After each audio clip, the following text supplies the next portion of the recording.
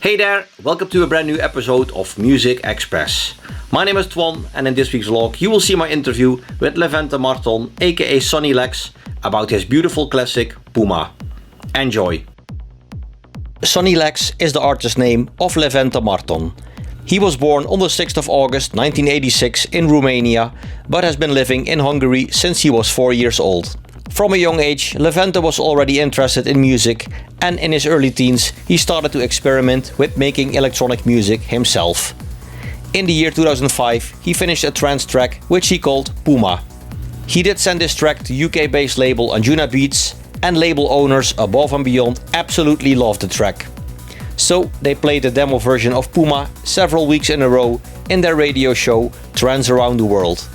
And of course they also signed the track to their label Anjunabeats as well.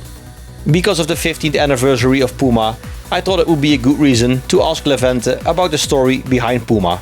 Since we were both in Prague for the Group Therapy 350 weekend in October 2019, we met up there to talk about this beautiful classic. My first question to Levente was how old he was when he started to make music. I started about, I was like 13 or 14 years old when I started making music.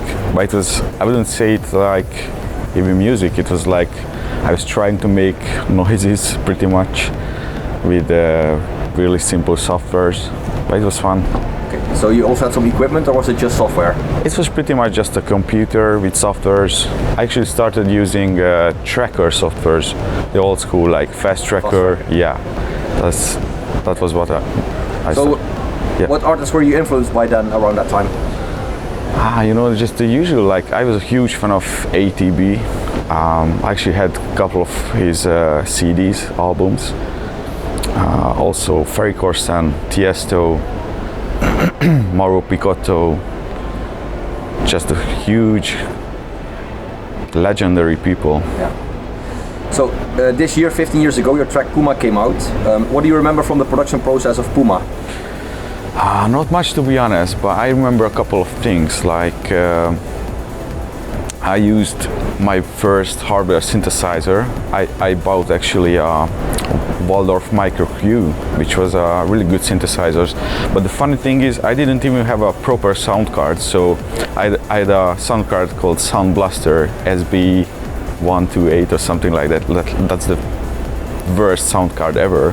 So I put my Waldorf Micro Q into this shitty sound card, and I recorded this synthesizer through this bad quality sound card. So, but also like it made it a little bit different, a little bit more spicy because of that, because of this weird process. And so I used this synthesizer for the main synth, which was like a, I mean, I think you can still tell it's a really powerful lead synth in the track, I think. So you can tell it's not software, but I used a lot of software as well, like Atmosphere. There was a really good synthesizer called Vanguard from REFX. The process, I was just messing around, you know, it was like a naive something. I didn't even have a clue about music theory or music production. I was just messing around with softwares, and I did what I like, what I felt. So that's how it came together. So how long did it take you to finish the track? If I remember correctly, it was about 3 weeks in total. Okay. So who was the first person besides yourself to hear the final version of P.U.M.A? Actually, I showed it probably to one of my really good friends, actually through the phone, because I remember I created the lead melody, because I was struggling to put something unique in the track, so I didn't have the lead melody for such a long time. So I finished this intro section, the breakdown with the chords and everything, but I was struggling to create something special in the track. So and I remember one point, and one day I was sitting at the piano, and I started to make some melody for the breakdown, and I was like, wow, that's really good, that's really nice with the delay and everything. I was like so surprised and so happy about it that I called one of my friends on the phone. I showed him to it, like, what do you think about this? And he was like, wow, that's so good, man. So was it easy to find a label for the track?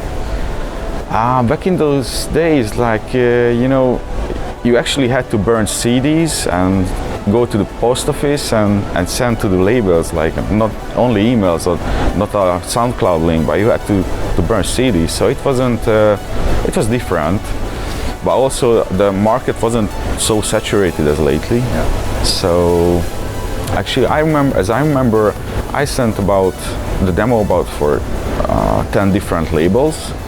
Actually, only Anjunabeats answered. They gave me a feedback that they really liked the track. So why did you pick PUMA as a track title?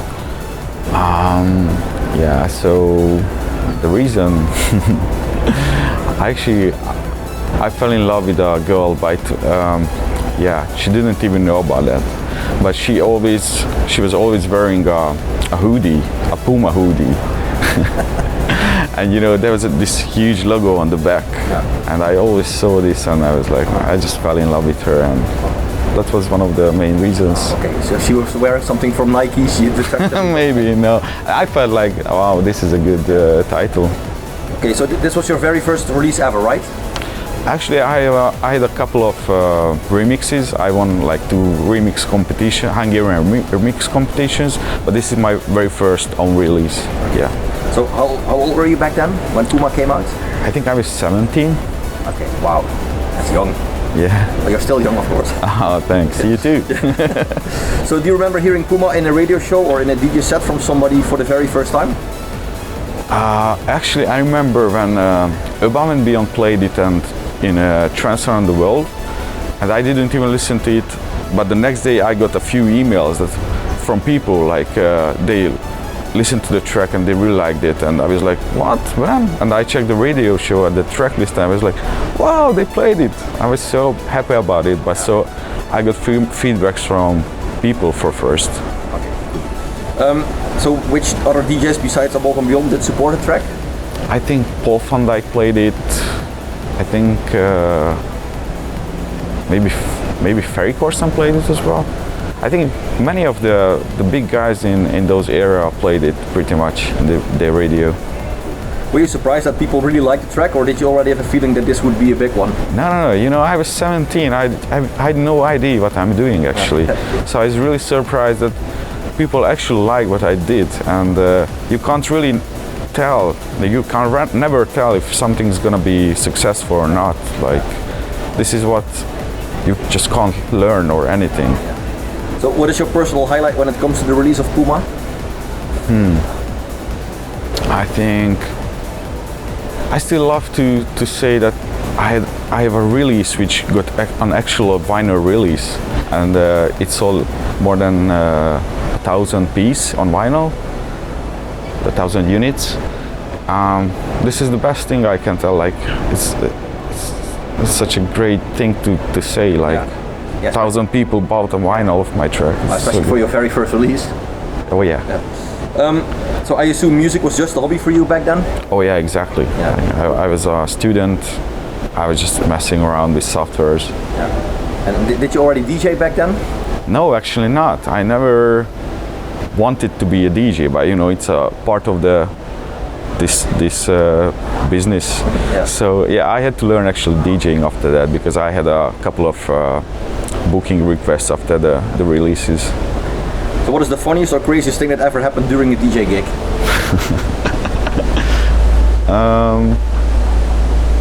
There's a couple.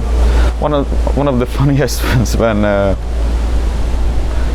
so there was a gig in St. Petersburg, and the night was great, the crowd was great, but there was one single guy who was standing there in the front row, and he was just staring me with the deadly eyes, like he was staring the whole night like this, and I couldn't impress him at all. And I was like, at some point it became like my main reason to impress him somehow, but I couldn't.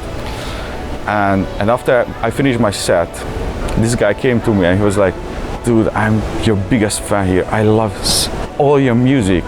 Please sign this autograph for me and stuff. I was like, Really? Wow. And that's how I learned that people enjoy music differently. Like maybe some people enjoy inside themselves. That's a good one. So are there any clubs or festivals you would still love to play at?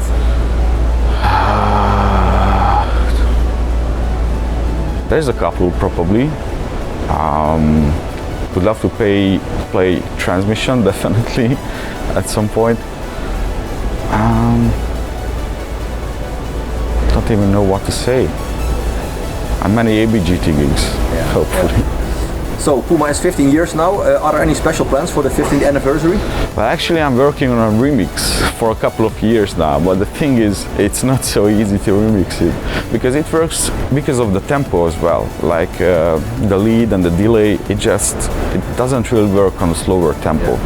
That's one of the things which is really hard to remix it. I'm trying. Okay. So what are you working on right now? I'm working on my album actually, my first artist album. I can't really tell too much about it. I'm just working on many new tracks with vocalists. So that's the plan, to have an artist album in 2020. Maybe 2021. Okay. So besides the album, what else can we expect from you in the near future? Maybe a few mini albums, more EPs, more remixes. So what kind of music do you listen to in your spare time? I actually like classical music, Rachmaninoff, Tchaikovsky. I love them. But also love chill out music. I'm a huge fan of Above and Beyond's Flow State. I think it was a really risky thing for them to release such a different album, and I just love it, and people love it as well. Can you tell us one thing many people might not know about you? I'm not sure if I can publish these informations, but I love cats. You love cats, okay. And the last question, pineapple on pizza, yes or no? Yes, I really love pineapple on pizza. Okay, well, thank you very much for your time. Thanks for having me, man. I'm a huge fan of the channel. Keep it up. Thank you so much. Perfect. Alright, that was it, this week's vlog. My interview with Levente Márton, a.k.a. Sunny Lax, about his track, P.U.M.A.